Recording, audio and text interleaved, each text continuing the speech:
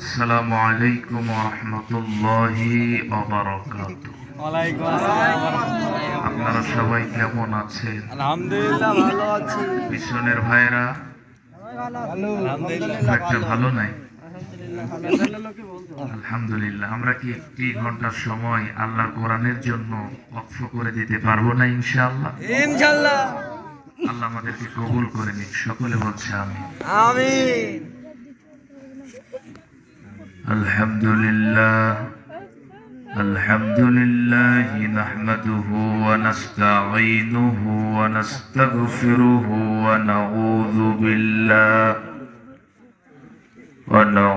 بالله من شرور أنفسنا ومن سيئات أعمالنا من يهده الله فلا مضل له ومن يضلل فلا هادي له ونشهد أن لا إله إلا الله وحده لا شريك له ونشهد أن سيدنا ومولانا محمدا عبده ورسوله الذي أرسله بالحق بشيرا ونذيرا وداعيا إلى الله بإذنه وسراجا منيرا فقد قال الله تعالى في كلامه المجيد والفرقانه الحميد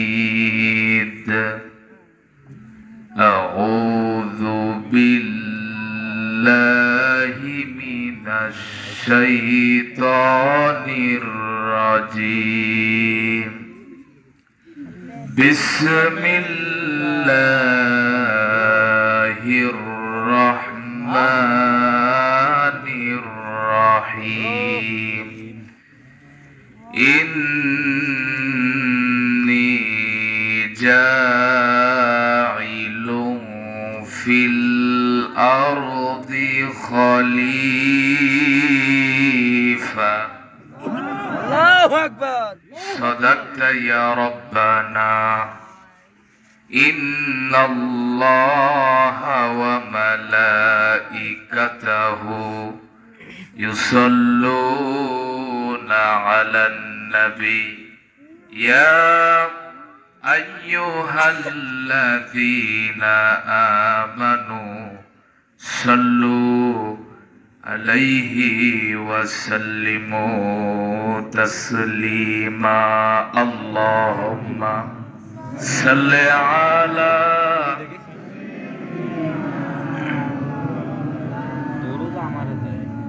وعلى آل سيدنا. যুগে যুগে মুসলিম ছিল শ্রেষ্ঠ বীরের জাতি, তবে কেন আজকে হলো করুণ পরিণতি? কেউ বলে আজ দিন কায়েমের নেই তো প্রয়োজন, আর দিনের তরে মরণকে কেউ করছে আলিঙ্গন। দিনের দাওয়াত দিতে গিয়ে কেউ জেলে বন্দী, বাতিল মতের সাথে আবার কেউ করে সন্ধি। সব ভুলে আজ একসাথে ভাই তোলো রে আওয়াজ, এই পৃথিবী খোদার জামিন চলবে তারি রাজ। গর্জে ওঠো বীর মুজাহিদ আল কোরআনের সাথী, যুগে যুগে মুসলিম ছিল শ্রেষ্ঠ বীরের জাতি, তবে কেন আজকে হলো করুণ পরিণতি। আল্লাহুম্মা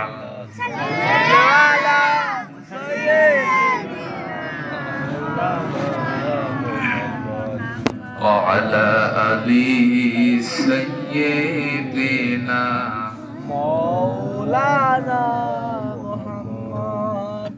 বাংলাদেশের ঐতিহ্যবাহী চুয়াডাঙ্গা জেলার জীবননগর উপজেলার শ্যানয়ের হুদা 0 পয়েন্ট এলাকাবাসীর উদ্যোগে আয়োজিত আজকের এই মাহফিলের সম্মানিত সভাপতি এবং আমার পূর্বে যারা আলোচনা শুনে আপনাদেরকে ধন্য করেছেন, জাতির শ্রেষ্ঠ সন্তান ওলামায়ে হাজরাত, এবং আমার স্টেজে বসা, আমার সম্মুখে বসা আমার ওস্তাদ সমতুল্য আলেম ওলামা, দাড়ি পাকা মুরব্বী কেরাম, যুবক সমবয়সী ভাইরা, স্নেহ আদরের মায়া মমতাময় ছোট্ট ছোট্ট কচি কচি মাসুম বাচ্চারা, দূর দূরান্ত থেকে আগত পদ্মার অন্তরালে লুকিয়ে থাকা আমার সতীশা আদবী প্রাণ প্রিয় মা এবং বোনেরা, এবং আজকের এই মাহফিলটি যারা অর্থ দিয়ে, শ্রম দিয়ে, টাকা দিয়ে, পয়সা দিয়ে, মেধা দিয়ে আমাদেরকে উপহার দিলেন, ইন্তেজামিয়া কমিটির সেই সমস্ত ভাইয়েরা, সকলকেই আমার আলোচনার শুরুতেই অন্তরের অন্তরস্থল থেকে সালাম ও মোবারকবাদ জানাই। আসসালামু আলাইকুম ওয়া রাহমাতুল্লাহি ওয়া বারাকাতুহু। ওয়ালাইকুম আসসালাম ওয়া রাহমাতুল্লাহি ওয়া বারাকাতুহু। মহান আল্লাহ পাকের দরবারে লাখো কোটি শুকরিয়া যে মহান আল্লাহ সুবহানাহু ওয়া তাআলা মুসলিম উম্মার এই দুর্দিনে আমার মতো একজন নগণ্য গোলামকে তার সর্বকালের সর্বশ্রেষ্ঠ গ্রন্থ আল কোরআন থেকে কিছু কথা বলবার এবং আপনাদেরকে শ্রবণ করবার মতো সুন্দর সুব্যবস্থা তৈরি করে দিলেন। এজন্য আলোচনার শুরুতেই সেই মহান আল্লাহ পাকের দরবারে হৃদয়ের সবটুকু আবেগ, অনুভূতি, স্নেহ, ভালোবাসা উজাড় করে, কৃপণতা না করে সকলে একসঙ্গে কণ্ঠ মিলিয়ে জবান ছেড়ে শুকরিয়া আদায় করছি। সকলে বলছে আলহামদুলিল্লাহ। আলহামদুলিল্লাহ।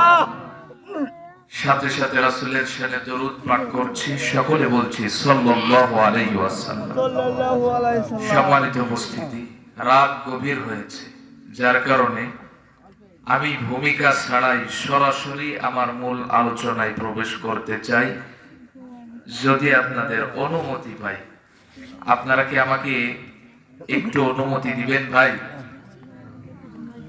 আল্লাহর নবী হযরত ঈসা আলাইহিস সালাতু ওয়াস সালামকে আল্লাহ সুবহানাহু ওয়া তাআলা আসমানে উঠিয়ে নিয়েছেন, জানেন তো আপনারা? তিনি কিয়ামতের পূর্বে আবার এই পৃথিবীতে আসবেন এবং গোটা পৃথিবী শাসন করবেন। তো আল্লাহ সুবহানাহু ওয়া তাআলা ঈসা আলাইহিস সালাতু ওয়াস সালামকে যে সময় আসমানে উঠিয়ে নিয়েছেন আর আমার আপনার কলিজার টুকরা বিশ্ব নবীকে এই পৃথিবীতে পাঠিয়েছেন, এই দুইটা সময়ের মধ্যবর্তী যে সময়টা অতিবাহিত হয়েছে, এই সময়টাকে জাহেলিয়াতের যুগ বলা হয়, মূর্খতার যুগ, অন্ধকার যুগ। এই যুগের মানুষেরা এমন কোনো পাপ ছিল না যে তারা করত না। সুদ, ঘুষ, জেনা, ব্যভিচার, নারী ধর্ষণ, গণহত্যা, পরকীয়া, সমকামিতা, এমনকি জীবিত কন্যা সন্তানকেও তারা কবরস্থ করত। পাপকে তারা পাপই মনে করত না। ঠিক এমন একটি অন্ধকার যুগে আল্লাহ সুবহানাহু ওয়া তাআলা সিরাজাও ওয়া কমারাম মুনীরা, একটি উজ্জ্বল প্রদীপ জ্বালালেন। সেই উজ্জ্বল প্রদীপটি আর কেউ নয়, আমার আপনার কলিজার টুকরা বিশ্ব নবী মুহাম্মদুর রাসূলুল্লাহ। চিৎকার দিয়ে বলুন সাল্লাল্লাহু আলাইহি ওয়াসাল্লাম। বিশ্ব নবী পৃথিবীর বুকে আসলেন। আমার হাতের দিকে লক্ষ্য করুন। জন্ম, শৈশব, কৈশোর, যৌবন 23 বছর। জন্মের পর থেকে 23 বছর পর্যন্ত মানুষের দ্বারে দ্বারে যে গড়া নেড়ে নেড়ে বোঝাইতে লাগলেন যে তোমরা যেটা করতেছো এটা পাপ, এটা অন্যায়, ফিরে আসো ন্যায়ের পথে। কিন্তু আশ্চর্যের বিষয় কি জানেন? এই 23 বছরে তিনি একটি পাপের দরজা বন্ধ করতে পারে নাই। কথা বলে চিন্তা করলেন কি করা যায়, একা তো সম্ভব হলো না। মক্কার যুবকদেরকে ডাকলেন, ডেকে বললেন, হে যুবকেরা, আর সমাজের বুকে মানবতা নাই, প্রতিষ্ঠিত আজ দানবতা। আসো আমরা তোমরা সবাই মিলে চেষ্টা করে এই গুণে দ্বারা সমাজটাকে পরিবর্তন করি। বিশ্বনবী মক্কার যুবকদেরকে নিয়ে একটি সংগঠন তৈরি করলেন, যে সংগঠনটির নাম দেওয়া হলো হিলফুল ফুজুল সংগঠন, যার বাংলা রূপ হচ্ছে মানব কল্যাণ সংস্থা। প্রশ্ন উঠল, কে হবে এই হিলফুল ফুজুল সংগঠনের সম্মানিত চেয়ারম্যান? মক্কার সমস্ত যুবকগুলি এক বাক্যে বলল, যিনি কোনোদিন মিথ্যা বলে নাই, গোটা আরববাসীর কাছে যিনি আল আমিন আর সাদেক নামে পরিচিত, তিনিই হবেন এই হিলফুল ফুজুল সংগঠনের সম্মানিত চেয়ারম্যান। চিৎকার দিয়ে বলুন আল্লাহু আকবার। যুবকদের সমর্থনে বিশ্বনবী চেয়ারম্যান হলেন।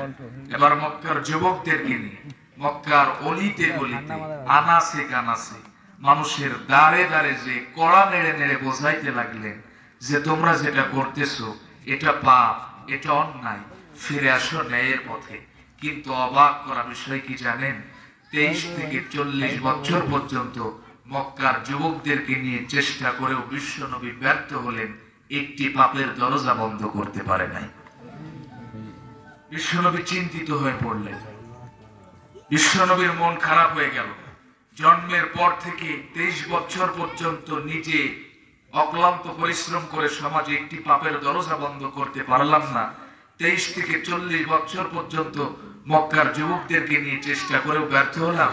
বিশ্বনবী ভেঙে পড়লেন। মক্কার অদূরে হেরা পর্বতের গুহায় আল্লাহর নবী আশ্রয় নিলেন। 3 দিন যাবত আমার নবীর খাওয়াও নাই, ঘুমও নাই। 3 দিন পর কে যেন গুহার মুখ থেকে ডাকছেন, ইয়া মুহাম্মদ। সকলে বলছি সাল্লাল্লাহু আলাইহি ওয়াসাল্লাম। বিশ্বনবী গুহা থেকে মুখ বাহির করে দেখে আকাশ থেকে জমিন বরাবর দানব আকৃতির কি যেন দাঁড়িয়ে ডাকছেন, ইয়া মুহাম্মদ, হে মুহাম্মদ, তোমার মানবতাকে নিয়ে যে চিন্তা চেতনা আল্লাহ কবুল করেছেন, তুমি পড়ে নাও, ইকরা বিসমি রাব্বিকাল্লাযী খলাক। চিৎকার দিয়ে বলেন আল্লাহু আকবার। কোরআন নাযিল হয়ে গেল। কি আছে এই কোরআনে? যে নবী জন্মের পর থেকে 23 বছর পর্যন্ত অক্লান্ত পরিশ্রম করে সমাজে একটি পাপের দরজা বন্ধ করতে পারে নাই, 23 থেকে 40 বছর পর্যন্ত মক্কার যুবকদেরকে নিয়ে চেষ্টা করেও ব্যর্থ হলে 40 থেকে 63 মাত্র 23 বছরের ব্যবধানে সমাজ থেকে সুদ, ঘুষ, জেনা, ব্যভিচার, অন্যায়, অত্যাচার বন্ধ হলো। নারীরা তাদের অধিকার ফিরে পেল। সমস্ত পাপের দরজাগুলি বন্ধ হয়ে শান্তির দরজাগুলি খুলে গেল। কি আছে এই কোরআনে? সেই একই কোরআন যে আজও আমাদের কাছে আছে। কোরআনের একটা সূরা, একটা পৃষ্ঠা, একটা আয়াত, এমনকি একটা হরফ পর্যন্ত পরিবর্তন হয় নাই। এই ব্যাপারে কারো কি কোনো সন্দেহ আছে? না। পিছনের ভাইরা, না। তাহলে আজ থেকে প্রায় 1500 বছর পূর্বে সে যে কোরআন একটি অসভ্য জাতিকে ইতিহাসের পাতায় শ্রেষ্ঠ জাতিতে পরিণত করেছিল, সেই একই কোরআন তো আজও আমাদের প্রত্যেকের ঘরে ঘরে, মসজিদে, মাদ্রাসাতে। কিন্তু এই কোরআন থাকা সত্ত্বেও কি এই অসভ্য জাতি সভ্য হয়েছে? কথা বলেন না কেন? সভ্য হয়েছে? তাহলে এটা কি কোরআনের ব্যর্থতা? পিছনের ভাইয়েরা, এটা কি কোরআনের ব্যর্থতা? ছোট্ট একটা দৃষ্টান্ত দিয়ে আমি আপনাদেরকে বোঝাই। রোগী ডক্টরের কাছে গেছে। Doctor ECG, ultrasound, X-ray, blood পরীক্ষা, যাবতীয় পরীক্ষা নিরীক্ষা করে রোগীর কাছ থেকে রোগের বিবরণ শুনে একটা প্রেসক্রিপশন লিখে দিয়েছে। রোগী ডক্টরের দেওয়া প্রেসক্রিপশনটা বাড়িতে এনে সকালে 2 খতম দেয়, দুপুরে 2 খতম দেয়, রাত্রবেলা ঘুমানোর পূর্বে 2 খতম দিয়ে ঘুমাতে যায়। নিঃসন্দেহে পরের দিন সকালবেলা রোগী সুস্থ হয়ে যাবে। আমার কথা মনে হয় বোঝেন না? রোগী কি সুস্থ হবে নাকি মারা যাবে? কথা বলেন। রোগী তখনই সুস্থ হবে, রোগীর সমস্যার সমাধান তখনই হবে।